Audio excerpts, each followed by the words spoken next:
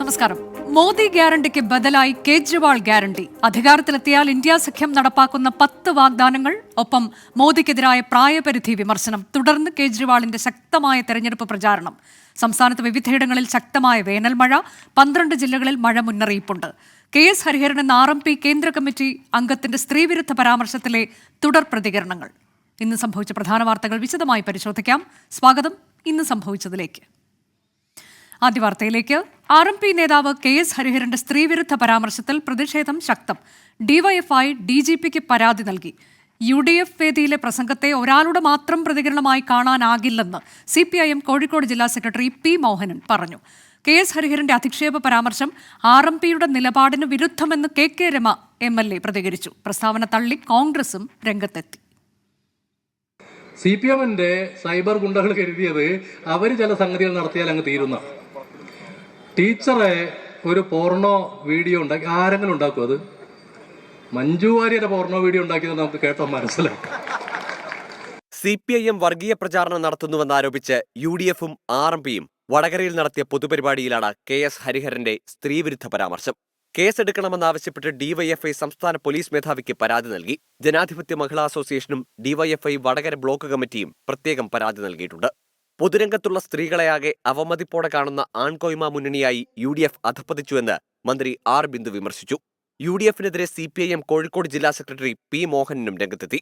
KS ഹരിഹരന്റെ മാത്രം ഒരു ആത്മനിഷ്ഠമായ പ്രതികരണമായിട്ട് കരുതുന്നില്ല. കേരളത്തിന്റെ പ്രതിപക്ഷ നേതാവ് VD സതീശൻ വേദിയിലുണ്ട്. ഇന്ത്യ യൂണിയൻ മുസ്ലിം ലീഗിന്റെ സംസ്ഥാന ജനറൽ സെക്രട്ടറി അഡ്വക്കേറ്റ് PMA സലാം ഉണ്ടെന്നാണ് മനസ്സിലാക്കുന്നത്. വടകരയിലെ UDFന്റെ സ്ഥാനാർത്ഥിയുണ്ട്. ഇതുപോലുള്ള ആളുകളെല്ലാം സ്റ്റേജിലിരിക്കെ അല്ലേ ഈ പരാമർശം നടത്തിയത്? KS ഹരിഹരന്റെ വിവാദ പ്രസ്താവന UDF നേതാക്കൾ തള്ളി.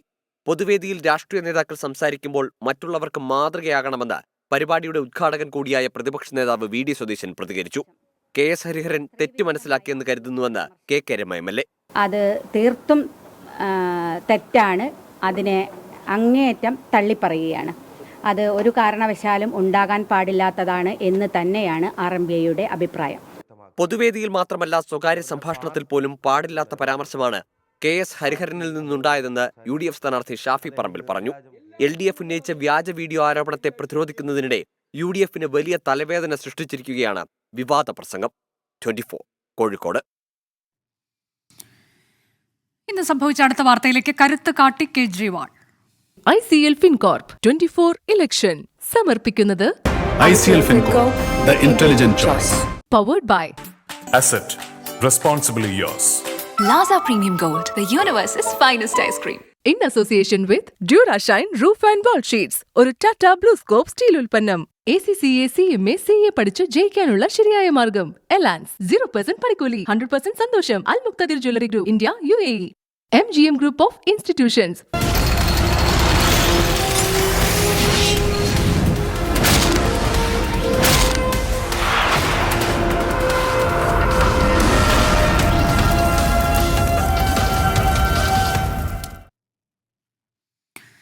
മോദി ഗ്യാരണ്ടിക്ക് ബദലായി കേജ്രിവാൾ ഗ്യാരണ്ടിയുമായി ആം ആദ്മി പാർട്ടി. 10 വാഗ്ദാനങ്ങളാണ് പാർട്ടി അധ്യക്ഷനും ഡൽഹി മുഖ്യമന്ത്രിയുമായ അരവിന്ദ് കേജ്രിവാൾ മുന്നോട്ട് വെച്ചത്. ചൈനയുടെ കയ്യിൽ നിന്ന് ഇന്ത്യയുടെ ഭൂമി തിരിച്ചുപിടിക്കുമെന്നതടക്കമാണ് പ്രഖ്യാപനങ്ങൾ. കർഷകരുടെ വരുമാനം വർദ്ധിപ്പിക്കുമെന്ന മോദി ഗ്യാരണ്ടി പാഴ്വാക്കായെന്ന് അരവിന്ദ് കേജ്രിവാൾ പരിഹസിച്ചു. सबसे पहली गारंटी है, देश के अंदर 24 घंटे बिजली का इंतजाम करेंगे. उसके हर बच्चे को अच्छी शिक्षा का इंतजाम न कर दिया जाए. पूरे देश में कोने कोने में, हर गांव में, हर मोहल्ले में मोहल्ला क्लिनिक खोला जाएगा. शानदार डिस्ट्रिक्ट हॉस्पिटल जितने उनको मल्टी स्पेशलिटी बना के. मोदी जी ने गारंटी दी थी 15 लाख रुपए हर एक के अकाउंट में जमा कराएंगे. वो उन्होंने नहीं कराए. हर साल 2 करोड़ रोजगार तैयार किए जाएंगे. वो उन्होंने नहीं किए. स्वामीनाथन रिपोर्ट लागू करके उसके हिसाब से किसानों को फसलों के दाम दिए जाएंगे. उन्होंने प्रधानमंत्री बनने के बाद इसको खारिज कर दिया कि मैं नहीं करूंगा. നരേന്ദ്രമോദി അടുത്ത വർഷം വിരമിക്കുമെന്ന് ആവർത്തിച്ച് അരവിന്ദ് കേജ്രിവാൾ. BJPയിലെ നേതാക്കൾക്ക് പ്രായപരിധി കൊണ്ടുവന്നത് നരേന്ദ്രമോദിയാണ്. സ്വന്തം കാര്യത്തിൽ ഈ നിയമം ബാധകമല്ലെങ്കിൽ മോദി തന്നെ അത് വ്യക്തമാക്കണമെന്നും അരവിന്ദ് കേജ്രിവാൾ പറഞ്ഞു. उस नियम के आधार पे आडवाणी जी को रिटायर किया गया, मुरली मनोहर जोशी जी को रिटायर किया गया, सुमित्रा महाजन जी को रिटायर किया गया, यशवंत सिन्हा जी को रिटायर किया गया, रीता बहुगुणा जोशी जी को रिटायर किया गया, संतोष गंगवार जी को कई लोगों को रिटायर किया गया, यशवंत सिन्हा जी को रिटायर किया गया। जिस नियम में आडवाणी जी रिटायर हुए, मैं उस नियम पे अपने ऊपर नहीं, या तो प्रधानमंत्री जी कह दें कि वो नियम अब मेरे ऊपर लागू नहीं होगा, आडवाणी जी के लिए बनाया था वो, या तो वो कह दें, लेकिन ഡൽഹിയിലെ മോത്തി നഗറിൽ മുഖ്യമന്ത്രി അരവിന്ദ് കെജ്രിവാളിന്റെ റോഡ് ഷോ തുടങ്ങിയിട്ടുണ്ട്. പഞ്ചാബ് മുഖ്യമന്ത്രി ഭഗവത് മന്നും റോഡ് ഷോയിൽ പങ്കെടുക്കുന്നു. ആർ അച്യുതൻ വിശദാംശങ്ങളുമായി. അച്യുതൻ, ഇന്നിപ്പോൾ കേജ്രിവാൾ ഗ്യാരണ്ടി അതെന്തൊക്കെയാണ് എന്ന് വിശദമായി തന്നെ അരവിന്ദ് കെജ്രിവാൾ പറയുന്നുണ്ട്. ഒപ്പം പ്രായപരിധിയുമായി ബന്ധപ്പെട്ട് ഇന്നലെ തന്നെ അമിത്ഷാ മറുപടി പറഞ്ഞതാണ്. പക്ഷേ അദ്ദേഹം ആ ഒരു കാര്യം വിടാൻ ഉദ്ദേശിക്കുന്നില്ല എന്നുള്ളത് ഒരിക്കൽ കൂടി വ്യക്തമാക്കുന്നു. തെരഞ്ഞെടുപ്പ് പ്രചാരണത്തിൽ അത് ഉപയോഗിക്കുകയും ചെയ്യുന്നു. നരേന്ദ്രമോദിയെ കൊണ്ടുകൂടി മറുപടി പറയിക്കുക എന്ന വാശിയിലാണോ അരവിന്ദ് കെജ്രിവാൾ? ആ വിഷയം ഒരു കാരണവശാലും താൻ വിട്ടുകളയില്ല എന്നുറപ്പിക്കുന്നു. അനുജ, ഇന്ന് പാർട്ടി ആസ്ഥാനത്ത് ചേർന്ന വാർത്താ സമ്മേളനത്തിലായിരുന്നു ഈ നരേന്ദ്രമോദിയുടെ ഗ്യാരണ്ടിക്ക് എതിരായിക്കൊണ്ട്, അതിനെ കൂടുതൽ പ്രതിരോധത്തിലാക്കിക്കൊണ്ട് കേജ്രിവാൾ ഗ്യാരണ്ടി എന്ന നിലയിൽ 10 വാഗ്ദാനങ്ങൾ മുന്നോട്ട് വെച്ചത്. അതായത് ഇന്ത്യ സഖ്യം അധികാരത്തിലെത്തിയാൽ ഈ പറഞ്ഞ പോലെ 24 മണിക്കൂറും വൈദ്യുതി ലഭ്യമാക്കും, ഇതിൽ ദരിദ്രർക്കാണെങ്കിൽ സൗജന്യ വൈദ്യുതി എത്തിക്കുമെന്നുള്ളതടക്കമുള്ള കാര്യങ്ങൾ ആണ് പറഞ്ഞത്. ഒപ്പം തന്നെ ഗ്രാമങ്ങൾ തോറും മൊഹല്ല ക്ലിനിക്കുകൾ ആരംഭിക്കും, കൃത്യമായ വിദ്യാഭ്യാസം, അതെല്ലാ കുട്ടികൾക്കും നല്ല വിദ്യാഭ്യാസം ഏർപ്പെടുത്തും, അഗ്നിവീർ പദ്ധതി നിർത്തലാക്കും, ചൈന പിടിച്ചെടുത്ത ഭൂമി തിരിച്ചു പിടിക്കും. അതിനൊപ്പം തന്നെ ഈ കർഷകർക്കായിട്ട് സ്വാമിനാഥൻ കമ്മീഷൻ പറഞ്ഞ കാര്യങ്ങൾ, അത് താങ്ങുവില ഉൾപ്പെടെയുള്ളവ കൊണ്ടുവരും.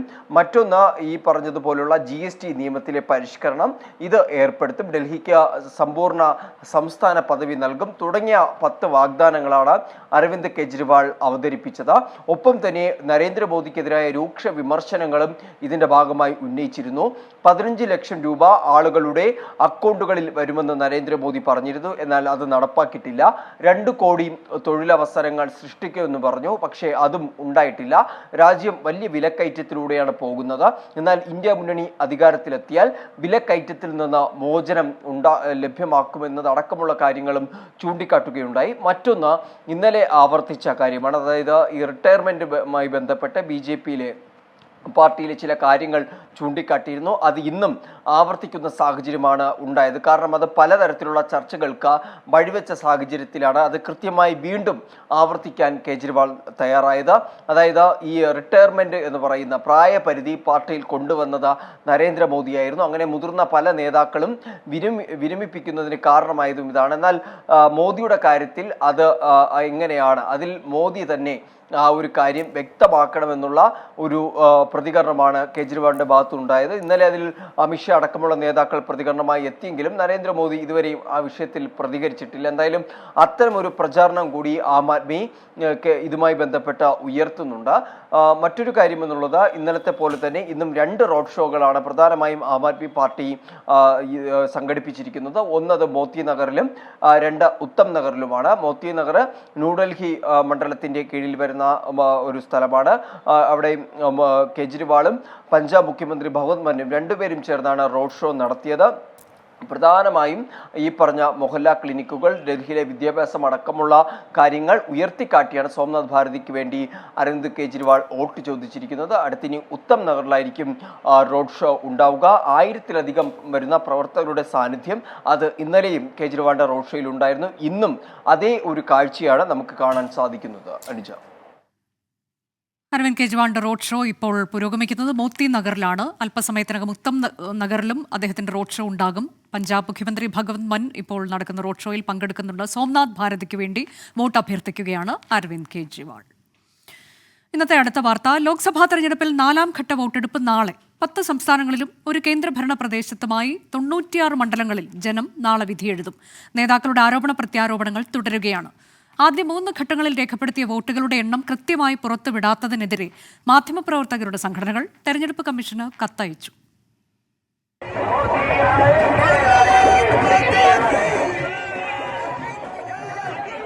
അത്യന്തം വാശിയേറിയ ലോക്സഭാ തിരഞ്ഞെടുപ്പിന്റെ 4ാം ഘട്ടത്തിൽ 96 മണ്ഡലങ്ങളിലാണ് വോട്ടെടുപ്പ് നടക്കുന്നത്. 170 വനിതകളടക്കം 1717 സ്ഥാനാർത്ഥികൾ മത്സരരംഗത്തുണ്ട്.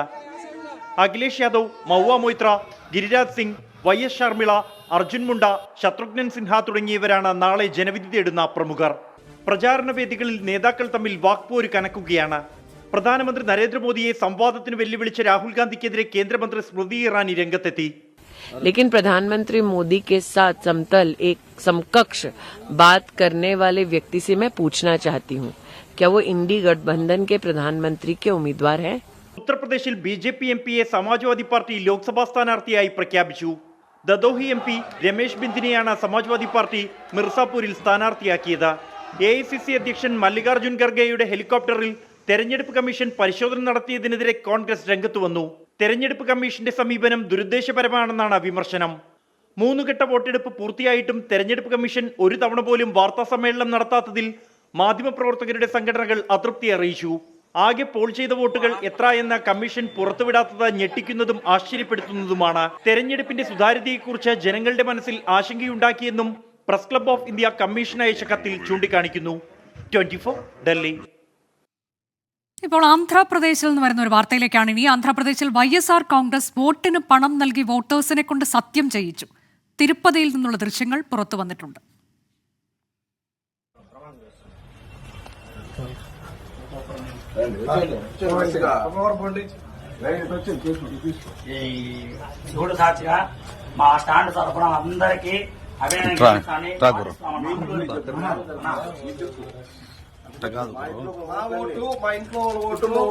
മനേഷ് മൂർത്തി വിശദാംശങ്ങളുമായി. മനേഷ്, ആരുടെ നേതൃത്വത്തിലാണ് ഇതിപ്പോൾ നടത്തിയിരിക്കുന്നത്? തെരഞ്ഞെടുപ്പ് കമ്മീഷന്റെ ശ്രദ്ധയിൽപ്പെട്ടോ ഇത്?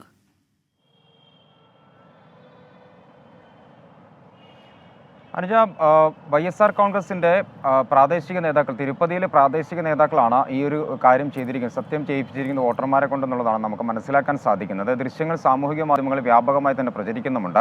അവിടെ ഒരു ക്ഷേത്രത്തിൽ ഈ വോട്ടർമാരെ കൊണ്ടുവരികയും പണം വാങ്ങിയ വോട്ടർമാരെ അവിടെ കൊണ്ടുവരികയും ആ ക്ഷേത്രത്തിന് മുൻപിൽ കത്തിച്ചു വെച്ചിരിക്കുന്ന കർപ്പൂരം, ആ കർപ്പൂരത്തിൽ തൊട്ടുകൊണ്ടാണ് ഇവരെ കൊണ്ട് സത്യം ചെയ്യിക്കുന്നത്. അതായത് പണം വാങ്ങിയ പാർട്ടിക്ക് തന്നെ വോട്ട് നൽകുമെന്നുള്ളതാണ് സത്യം ചെയ്യിക്കുന്നത്. മാത്രമല്ല തൻ്റെ കുടുംബത്തിൻ്റെ വോട്ടും ആ പാർട്ടിക്ക് തന്നെയായിരിക്കും ചെയ്യുക എന്നുള്ളതാണ് അവരെ സത്യം ചെയ്യിപ്പിക്കുന്നത്. എന്തായാലും ഈ ദൃശ്യങ്ങൾ സാമൂഹിക മാധ്യമങ്ങളിൽ വ്യാപകമായി തന്നെ പ്രചരിക്കുന്നുണ്ട്. YSR കോൺഗ്രസ് പ്രവർത്തകരാണ് ഇത്തരത്തിൽ സത്യം ചെയ്യിപ്പിച്ചിട്ടുള്ളത് എന്നുള്ളതാണ് മനസ്സിലാക്കാൻ സാധിക്കുന്നത്. ആ രീതിയിലുള്ള വിവരങ്ങളാണ് എന്തായാലും പുറത്തു വരുന്നത്. നമുക്കറിയാം, ആന്ധ്രാപ്രദേശിൽ കഴിഞ്ഞ കുറച്ച് ദിവസങ്ങളായി തെരഞ്ഞെടുപ്പ് നാളെ നടക്കുകയാണ്. വലിയ തോതിലുള്ള പണം എല്ലായിടത്തു നിന്നും പിടിക്കുന്നുണ്ട്. ഇന്നും ഇപ്പോൾ 5 കോടി രൂപയോളം പിടിച്ചെടുത്തിട്ടുണ്ട് തെരഞ്ഞെടുപ്പിന്റെ ഫ്ലൈയിങ് സ്ക്വാഡ്. ഇന്നലെയും സമാനമായ രീതിയിലുള്ള പണം പിടിച്ചെടുത്തിരുന്നു. അപ്പോൾ ആ രീതിയിൽ വ്യാപകമായ പണമൊഴുക്ക് ആന്ധ്രാപ്രദേശിൽ നടക്കുന്നുണ്ട് എന്ന് തന്നെയാണ് മനസ്സിലാക്കുന്നത്. എന്തായാലും ഈ ദൃശ്യങ്ങൾ കൂടി പുറത്തു വരുന്നതോടെ വ്യാപകമായ തോതിൽ വോട്ടർമാർക്ക് പണം നൽകുന്നുണ്ട് എന്ന് തന്നെയാണ് മനസ്സിലാക്കാൻ സാധിക്കുന്നത്. എന്തായാലും ഈ ദൃശ്യത്തിനെതിരെ നടപടിയെടുക്കുമെന്ന് തന്നെയാണ് പ്രതീക്ഷിക്കപ്പെടുന്നത്. കാരണം തെരഞ്ഞെടുപ്പ് കമ്മീഷനുമായി ബന്ധപ്പെട്ടുള്ള നടപടികളിലേക്ക് കടക്കുമെന്നുള്ളതാണ് നമുക്ക് മനസ്സിലാക്കാൻ സാധിക്കുന്നത്. അനുജ, ആന്ധ്രാപ്രദേശിൽ നാളെ തെരഞ്ഞെടുപ്പ് നടക്കാനിരിക്കെയാണ് തിരുപ്പതിയിൽ നിന്നുള്ള ചില ദൃശ്യങ്ങൾ പുറത്തു വന്നിട്ടുള്ളത്. പണം നൽകി വോട്ട് വാങ്ങുന്നു, അത് സത്യപ്രതിജ്ഞ ചെയ്യിക്കുകയാണ്. വോട്ടേഴ്സിനെ കൊണ്ട് പണം നൽകുന്ന അല്ലെങ്കിൽ പണം ആരുടെ കയ്യിൽ നിന്ന് വാങ്ങുന്നു അതേ പാർട്ടിക്ക് തന്നെ വോട്ട് ചെയ്യുമെന്നുള്ളത് YSR കോൺഗ്രസ് പ്രാദേശിക നേതാക്കളാണ് ഇങ്ങനെയൊരു കൃത്യം നിർവഹിച്ചിട്ടുള്ളത്. തെരഞ്ഞെടുപ്പ് കമ്മീഷന്റെ ശ്രദ്ധയിലേക്ക് ഇത് വന്നിട്ടുണ്ട് എന്ന വിവരമാണ് മനേഷ് മൂർത്തി നൽകിയത്. തിരികെ ഇന്ന് സംഭവിച്ചതിലേക്ക്. ഡൽഹിയിൽ ആശുപത്രികളിൽ ബോംബ് ഭീഷണി. ബുറാഡി, സഞ്ജയ് ഗാന്ധി ആശുപത്രികളിലാണ് ഭീഷണി. ഇമെയിൽ വഴിയാണ് ഭീഷണി സന്ദേശം എത്തിയത്. ദിവസങ്ങൾക്ക് മുൻപ് ഡൽഹിയിലെ സ്കൂളുകളിലേക്ക് വ്യാപകമായി വ്യാജ ബോംബ് ഭീഷണി എത്തിയിരുന്നു. ബൽറാം നെടുങ്ങാടി വിശദാംശങ്ങളുമായി. ബൽറാം, സർക്കാർ ആശുപത്രികളിലേക്കാണ് ഈ ഭീഷണി എത്തിയിട്ടുള്ളതെന്നാണ് മനസ്സിലാക്കുന്നത്. ഇതിന്റെ ഉറവിടം കണ്ടെത്താൻ കഴിഞ്ഞിട്ടുണ്ടോ? അനുജ, ഇതുവരെയും ഉറവിടവുമായി ബന്ധപ്പെട്ട വിവരങ്ങൾ ലഭിച്ചിട്ടില്ല എന്നാണ് ഡൽഹി പോലീസ് അറിയിക്കുന്നത്. ഇന്ന് ഉച്ചയോടുകൂടിയാണ് ഡൽഹിയിലെ 2 ആശുപത്രികളിൽ, 2 സർക്കാർ ആശുപത്രികളിൽ ബോംബ് സ്ഥാപിച്ചിട്ടുണ്ട് എന്ന ഭീഷണി സന്ദേശം ലഭിച്ചത്. ബുറാഡി ആശുപത്രി, ഒപ്പം തന്നെ സഞ്ജയ് ഗാന്ധി ആശുപത്രി എന്നിവിടങ്ങളിലാണ് ബോംബ് സ്ഥാപിച്ചതായി വിവരം ലഭിച്ചത്. ഇതിന്റെ അടിസ്ഥാനത്തിൽ പോലീസ് ഈ ആശുപത്രികളിലെത്തി തെരച്ചിൽ ഇപ്പോഴും തുടരുകയാണ്. ആശുപത്രികളായതുകൊണ്ട് തന്നെ അതീവ നിർണായകമായ തന്നെ സൂക്ഷ്മമായി തന്നെ പരിശോധിക്കേണ്ടത് ആവശ്യമാണ്.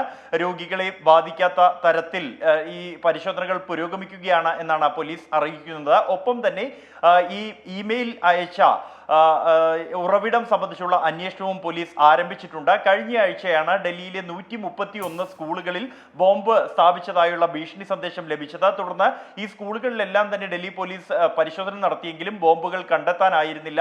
ഈ ഇമെയിലുകൾക്ക് റഷ്യൻ ബന്ധമുണ്ട് എന്നാണ് പിന്നീട് സ്ഥിരീകരിച്ചത്. ഇതിന് ശേഷം 2 ദിവസങ്ങൾക്കകം തന്നെ അഹമ്മദാബാദിലെ സ്കൂളുകൾക്കും സമാനമായ ഭീഷണി സന്ദേശം ലഭിച്ചിരുന്നു. ഇക്കാര്യങ്ങളിലുള്ള പോലീസിന്റെ അന്വേഷണം ഇപ്പോഴും തുടരുന്നതിനിടെയാണ് ആശുപത്രികളിലും ഇത്തരത്തിൽ ഒരു ബോംബ് സന്ദേശം ലഭിച്ചിരിക്കുന്നത്. ഡൽഹിയിൽ ആശുപത്രികളിൽ ബോംബ് ഭീഷണി, അതിന്റെ ഉറവിടം ഏത് എന്നത് കണ്ടെത്താൻ കഴിഞ്ഞിട്ടില്ല. സംസ്ഥാനത്ത് ഇന്നും പലയിടങ്ങളിലും വേനൽ മഴ ലഭിച്ചു. 6 ജില്ലകളിൽ യെല്ലോ അലർട്ട് പ്രഖ്യാപിച്ചിട്ടുണ്ട്. വേനൽ മഴ ശക്തി പ്രാപിക്കുകയും ചൂട് കുറയുകയും ചെയ്തതോടെ സംസ്ഥാനത്ത് വൈദ്യുതി ഉപയോഗം ഗണ്യമായി കുറഞ്ഞു. ഹരികൃഷ്ണൻ വിശദാംശങ്ങളുമായി. ഹരികൃഷ്ണൻ, ഇതിനോടകം തന്നെ പത്തനംതിട്ട, തൃശ്ശൂർ ഉൾപ്പെടെയുള്ള വിവിധ ജില്ലകളിൽ മഴ പെയ്തിട്ടുണ്ട്. കോഴിക്കോടൊക്കെ ചില നാശനഷ്ടങ്ങളുടെ വാർത്തകളെല്ലാം റിപ്പോർട്ട് ചെയ്യുകയും ചെയ്തതാണ്. ഇപ്പോൾ മഴ മുന്നറിയിപ്പായി വന്നിട്ടുള്ളത് എന്താണ്? അനുജ, ഈ കഴിഞ്ഞ ദിവസങ്ങളിലൊക്കെ ഈ തിരുവനന്തപുരം, കൊല്ലം, പത്തനംതിട്ട, ഇടുക്കി, വയനാട്, കണ്ണൂർ ജില്ലകളിൽ ഇത്തരത്തിൽ മഴ ലഭിക്കുമെന്നായിരുന്നു കാലാവസ്ഥാ വകുപ്പിന്റെ പ്രവചനം. അത്തരത്തിൽ തന്നെ ഈ ജില്ലകളിലൊക്കെ ഇന്ന് മഴ ലഭിച്ചു എന്നുള്ളതാണ്. നഗരത്തിലും അതേപോലെ തന്നെ മലയോര പ്രദേശങ്ങളിലുമൊക്കെ അത്തരത്തിൽ ഇന്ന് മഴ ലഭിച്ചു. ഈ കടുത്ത ചൂട് കഴിഞ്ഞ കുറേ ദിവസങ്ങളായി ചൂട് അനുഭവപ്പെട്ടതിനൊരു ആശ്വാസമായിട്ടാണ് ഇത്തരത്തിൽ വേനൽ മഴ ഈ സംസ്ഥാനത്ത് പരക്കെ പെയ്യാൻ തുടങ്ങിയത്. അടുത്ത 5 ദിവസത്തേക്കും ഈ ജില്ലകളിൽ ഈ മഴ ലഭിക്കുമെന്ന് കാലാവസ്ഥാ വകുപ്പിന്റെ മുന്നറിയിപ്പുണ്ട്. പ്രത്യേകിച്ച് തിരുവനന്തപുരം അടക്കമുള്ള ജില്ലകൾ, ഈ ജില്ലകളിലൊക്കെയും തിരുവനന്തപുരം, പത്തനംതിട്ട, ഇടുക്കി ജില്ലകളിലൊക്കെയും മഞ്ഞ അലർട്ട് പ്രഖ്യാപിച്ചിട്ടുമുണ്ട്. അടുത്ത 5 ദിവസത്തേക്കാണ് ഇത്തരത്തിൽ ഒറ്റപ്പെട്ട ശക്തമായ ഇടിയോടുകൂടി മഴ, അതേപോലെ തന്നെ മണിക്കൂറിൽ 40 കിലോമീറ്റർ കാറ്റിനും സാധ്യതയുണ്ട് എന്ന് പറയുന്നത്. ഇതിൽ ഏറ്റവും പ്രധാനപ്പെട്ട ഒരു കാര്യം എന്ന് പറയുന്നത് ഈ മഴ ലഭിച്ചതോടുകൂടി, വേനൽ മഴ ലഭിച്ചതോടുകൂടി അത് KSEBിക്കും ഗുണമായി എന്നുള്ളതാണ്. കഴിഞ്ഞ കുറേ നാളുകളായി 110 ദശലക്ഷം ആയിരുന്നു ഈ വൈദ്യുതി ഉപയോഗം. അത് ഏകദേശം 100-ന് താഴെ, അതായത് 95 ദശലക്ഷമായി കുറഞ്ഞു എന്നുള്ളതാണ്. വരും ദിവസങ്ങളിലും വേനൽ മഴ ലഭിക്കുന്നത് ഇത്തരത്തിൽ പീക്ക് സമയത്ത് അടക്കം വൈദ്യുതി ഉപഭോഗത്തിൽ കുറവുണ്ടാകും എന്നുള്ളത് തന്നെയാണ് KSEBിയുടെയും പ്രതീക്ഷ. ഏതായാലും ഈ അടുത്ത ദിവസങ്ങളിലൊക്കെയും ഇത്തരത്തിൽ വേനൽ മഴ ലഭിക്കും എന്നൊരു മുന്നറിയിപ്പ് കൂടിയാണ് ഇത്തരത്തിൽ കാലാവസ്ഥാ വകുപ്പിന്റെ കയ്യിൽ നിന്നും അത്തരത്തിലൊരു മുന്നറിയിപ്പ് ലഭിക്കുന്നത്. അത് ഈ ചൂടിനൊരു ആശ്വാസം കൂടിയാകും എന്നുകൂടി പ്രതീക്ഷിക്കുന്നുണ്ട്. അനുജ, സംസ്ഥാനത്ത് വേനൽ മഴ കനക്കുകയാണ്. വരും മണിക്കൂറുകളിലും കനത്ത മഴ തുടരാൻ സാധ്യതയുണ്ട്. തിരുവനന്തപുരം കരമന അഖിൽ വധക്കേസിൽ നേരിട്ട് പങ്കുള്ള 2 പ്രതികൾ കൂടി പിടിയിലായി. അഖിൽ എന്ന അപ്പു, വിനീത് രാജ് എന്നിവരെയാണ് ഇന്ന് അറസ്റ്റ് ചെയ്തത്. മർദ്ദനമേറ്റ് റോഡിൽ വീണ അഖിലിന്റെ ദേഹത്തേക്ക് കല്ലെടുത്തിട്ടത് വിനീത് രാജാണ്. കൊലയാളി സംഘമെത്തിയ വാഹനത്തിന്റെ ഡ്രൈവർ അനീഷ് നേരത്തെ പിടിയിലായിരുന്നു. കുറ്റകൃത്യത്തിൽ നേരിട്ട് പങ്കുള്ള ഒരാളെ കൂടി പിടികൂടാനുണ്ട്. ഗൂഢാലോചനയിൽ പങ്കെടുത്തവരുൾപ്പെടെ അറസ്റ്റിലായവരുടെ എണ്ണം 6ആയി. 2019 അനന്തു വധക്കേസിൽ ഉൾപ്പെട്ടവരാണ് 2 പ്രതികൾ. അനന്തു വധക്കേസിൽ മുഴുവൻ പ്രതികളുടെയും ജാമ്യം റദ്ദാക്കാൻ പോലീസ് അപേക്ഷ നൽകും. MG പ്രതീഷ് വിവരങ്ങളുമായി. പ്രതീഷ്, ഇനിയും അവശേഷിക്കുന്നയാൾക്കായുള്ള തെരച്ചിൽ എങ്ങനെയാണ്? മറ്റു വിശദാംശങ്ങൾ ഈ ഘട്ടത്തിൽ പോലീസ് പുറത്തുവിടുന്നത് എന്തൊക്കെ? അനുജ, കരമന അഖിൽ വധക്കേസുമായി ബന്ധപ്പെട്ട നിലവിൽ 6 പേരാണ് അറസ്റ്റിലായിട്ടുള്ളത്. ഇതിൽ കൃത്യത്തിൽ നേരിട്ട് പങ്കെടുത്ത മുഖ്യപ്രതി സുമേഷിനെ മാത്രമാണ് ഇനി പിടികൂടാനുള്ളത്. രാവിലെയോടുകൂടിയാണ് 2 പ്രതികളെ പോലീസ് പിടികൂടിയത്. അഖിൽ എന്ന് വിളിക്കുന്ന അപ്പുവിനെ തമിഴ്നാട്ടിൽ നിന്നും, ഒപ്പം വിനീത് രാജിനെ തിരുവനന്തപുരം രാജാജി നഗറിൽ നിന്നുമാണ് പോലീസ് പിടികൂടിയത്. ഈ 3 പേരുമാണ് കൃത്യത്തിൽ നേരിട്ട് പങ്കെടുത്തത്. മറ്റൊരാൾ അനീഷാണ്. ഇവർ സഞ്ചരിച്ചിരുന്ന ഇന്നോവ കാർ ഓടിച്ചിരുന്ന വ്യക്തി അനീഷായിരുന്നു. അനീഷിനെ ഇന്നലെ ബാലരാമപുരത്ത് നിന്നും പോലീസ് പിടികൂടുകയും ചെയ്തിട്ടുണ്ട്. നിലവിൽ ഈ ഒരു പ്രതിയെ കൂടി കിട്ടുന്നതോടുകൂടി തന്നെ മുഴുവൻ പ്രതികളും അറസ്റ്റിലാകും. എന്തായാലും കൃത്യമായ ഒരു അന്വേഷണം ഇതുമായി ബന്ധപ്പെട്ട പോലീസിന്റെ ഭാഗത്ത് നിന്ന് ഉണ്ടായിട്ടുണ്ട്. വളരെ ക്രൂരമായ ഒരു കൊലപാതകമാണ് നടന്നത്. മാത്രമല്ല 2019 അനന്തു വധക്കേസിൽ പ്രതിപ്പട്ടികയിൽ ഉൾപ്പെട്ടിരുന്നവരാണ് ഇതേ കേസിലും പ്രതികളായി വന്നിട്ടുള്ളത്. ഗൂഢാലോചന കുറ്റം ചുമത്തി, അല്ലെങ്കിൽ ഇതിൽ ഗൂഢാലോചന സംശയിക്കുന്ന ഹരിലാൽ, കിരൺ കൃഷ്ണ, ഈ 2 പേരാണ് 2019 അനന്തു വധക്കേസിലെ പ്രതികൾ. അതുകൊണ്ട് തന്നെ ഈ വധക്കേസിലെ പ്രതികൾക്ക് നിലവിൽ ജാമ്യത്തിലാണ് ഈ പ്രതികൾ ഉള്ളത്. ഈ ജാമ്യം റദ്ദാക്കാനുള്ള നടപടികൾ പോലീസ് സ്വീകരിക്കുന്നു എന്നതാണ് മനസ്സിലാക്കാൻ കഴിയുന്ന കാര്യം. കാരണം അത്രത്തോളം ഒരു ക്രൂരമായ കൊലപാതകമായിരുന്നു 2019 നടന്നത്. അതിന് സമാനമായ കൊലപാതകം വീണ്ടും ആവർത്തിച്ചതോടുകൂടിയാണ് പ്രതികളുടെ ജാമ്യാപേക്ഷ റദ്ദാക്കുന്ന നടപടികളിലേക്ക് പോലീസ് കടക്കുന്നത്. എന്തായാലും അവശേഷിക്കുന്ന പ്രതികൾക്കായി തിരച്ചിൽ ഊർജിതമാക്കിയിട്ടുണ്ട്. എത്രയും വേഗം തന്നെ ഈ പ്രതിയെ പിടികൂടാൻ കഴിയുമെന്ന ഒരു പ്രതീക്ഷയാണ് പോലീസ് പങ്കുവയ്ക്കുന്നത്. തിരുവനന്തപുരം DCPയുടെ നേതൃത്വത്തിലുള്ള പ്രത്യേക പോലീസ് സംഘമാണ് പ്രതികൾക്കായി നിലവിൽ തിരച്ചിൽ ഊർജിതമാക്കിയിട്ടുള്ളത്. ഈ നാളെ തന്നെ ഈ അറസ്റ്റിലായ പ്രതികളെ സംഭവസ്ഥലത്തെത്തിച്ച് തെളിവെടുക്കുമെന്നും നമുക്ക് ഇപ്പോൾ അറിയാൻ കഴിയുന്നുണ്ട്. അനുജ, കരമന അഖിൽ വധക്കേസിലാണ് 2 പ്രതികൾ കൂടി പിടിയിലായത്. ആകെ അറസ്റ്റിലായവരുടെ എണ്ണം 6 ആയി. മലപ്പുറത്ത് നിന്ന് ഇന്ന് വന്ന വാർത്ത മഞ്ഞപ്പിത്തം ബാധിച്ച് 2 മരണം കൂടി ഉണ്ടായി എന്നതാണ്. ഒരാഴ്ചക്കിടെ 3 മരണമായി. രോഗവ്യാപനത്തിന്റെ സാഹചര്യത്തിൽ നാളെ ജില്ലാ മെഡിക്കൽ ഓഫീസറുടെ നേതൃത്വത്തിൽ അടിയന്തര യോഗം ചേരും. പാലക്കാട് മണ്ണാർക്കാട് കോട്ടോപ്പാടത്ത് പനി ബാധിച്ച 3 വയസ്സുകാരി മരിച്ചു. മഞ്ഞപ്പിത്തം ബാധിച്ച് ചികിത്സയിലായിരുന്ന കാളികാവ് സ്വദേശി ജിഗിൻ, പോത്തുകല്ല് കോടാലിപ്പൊയിൽ സ്വദേശി ഇത്തിക്കൽ സക്കീർ എന്നിവരുടെ മരണമാണ് ഇന്ന് റിപ്പോർട്ട് ചെയ്തത്. ജിഗിൻ ഭിന്നശേഷിക്കാരനാണ്. 1 മാസമായി കോഴിക്കോട് മെഡിക്കൽ കോളേജ് ആശുപത്രിയിൽ ചികിത്സയിലായിരുന്നു. വെള്ളിയാഴ്ച രാത്രിയാണ് മരണം സ്ഥിരീകരിച്ചത്. കുട്ടിയുടെ പിതാവും സഹോദരനും രോഗബാധയെ തുടർന്ന് ചികിത്സയിലാണ്. നിലമ്പൂരിലും പോത്തുകല്ലിലും ചാലിയാറിലുമാണ് ആശങ്കയുള്ളത്. ജില്ലാ മെഡിക്കൽ ഓഫീസറുടെ നേതൃത്വത്തിൽ നാളെ അടിയന്തര യോഗം ചേരും. തീവ്രവ്യാപനത്തിന്റെ പശ്ചാത്തലത്തിൽ രോഗം പരത്തുന്ന വൈറസിന് ജനിതക മാറ്റം സംഭവിച്ചിട്ടുണ്ടോ എന്ന സംശയവും അധികൃതർക്കുണ്ട്. വിശദ പരിശോധനയ്ക്കായി സാമ്പിളുകൾ തിരുവനന്തപുരത്തെ വൈറോളജി ഇൻസ്റ്റിറ്റ്യൂട്ടിലേക്ക് അയച്ചു. പാലക്കാട് മണ്ണാർക്കാട് കോട്ടോപ്പാടത്ത് അമ്പലപ്പാറ ST കോളനിയിലെ കുമാരന്റെ മകൾ ചിന്നുവാണ് പനിബാധയെ തുടർന്ന് മരിച്ചത്. ഇന്ന് രാവിലെ 10:45 കുട്ടി കുഴഞ്ഞു വീഴുകയായിരുന്നു.